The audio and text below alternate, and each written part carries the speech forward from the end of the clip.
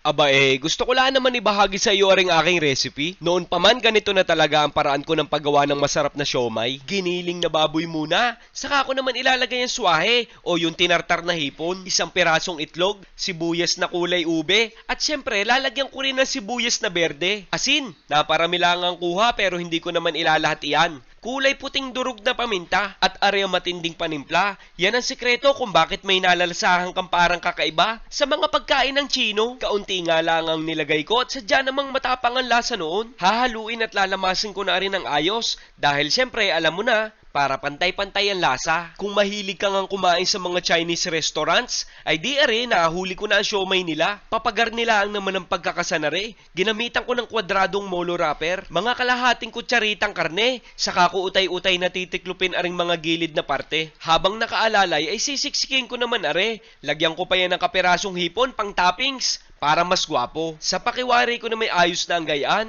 mukhang siomay na diga. Ihahanda ko naman ngayon ang pinagmamalaki nating steamer. Syempre, walang iba kundi si Top Mama. Ipapatong ko na rin ng unang baitang, pero hindi ko pa siya dyan isasalang. Isinet ko muna sa 45 minutos at din sa pangalawang palapag ko naman isasalang. Hindi kasi maganda yung sobra sa steam. Dahil masisira yung molo wrapper natin, pisyan. Ikinamada ko na nga dyan ng hiwa-hiwalay yung may kaunting pag-itan. Habang kita'y nag-aantay ay sasamantalahin ko na ang paggagawa ng aking chili oil. Ari naman ang aking gilingan. Tough Mama din yan, kaya siguradong matibay at maaasahan. Meron na nga ako dining nakahandang talop na bawang. Siya muna nating isasalang. Nakakaaliw lang sadyang gamitin are. Napakaalwan. Ilalagay ko nga pala ang link na rin sa comment section ha. Bahala ka na. Hindi ko are sasagarin sa giling ha. Yung tipo ka namang medyo pino lang. Itatabi ko muna are at sunod na nating gigilingin ng sili. Are namang lalagya hindi ko na hinugasan. Parehas naman sila. Paglalahukin ko rin naman. Saglit na saglit lang naman gilingin are. Palagay ko nga'y ayos na yan, kaya pwede nang i-open sesame. Ulala! Asbok kainaman. Ari palang chili oil ko'y may pagkakoreano. Hindi mo sa malamang ito madalas na nakikita, kaya gusto ko sanang masubukan mo. Nagtusta muna ako ng sesame seeds para mas lumabas yung aroma. Saka ko itinabi at aring kawali ay mamantikaan ko na. Pinong sibuyas na muna hanggang sa mawala yung moisture niya.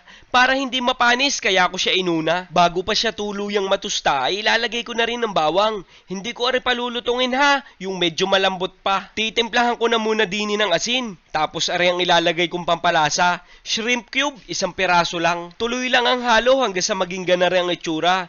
Yan na mismo ang ibig kong sabihin kaya ang apoy iaawating ko na. Ilalagay ko na ngayon yung giniling na sili at ari naman ang tinatawag na gochugaru ng mga Koreano. Chili flakes nila, hindi masyadong maanghang yan. Halo na lang ng maayos ang kailangan at ilalagay ko na rin yung tinusta kong buto ng sesame. Kung ako sa iyo, ari testingin mo, matutuwa ka sigurado, sa akin ka maniwala. Luto na rin ang siomay kaya't are magkakaalaman na. Pigaan ko pa yan ng kalamunding at saka ko naman totoyohan. Sabay sausaw din sa chili oil ko na pang malakasan. Ewan ko naman kung hindi ka pa matakam. Ay inang!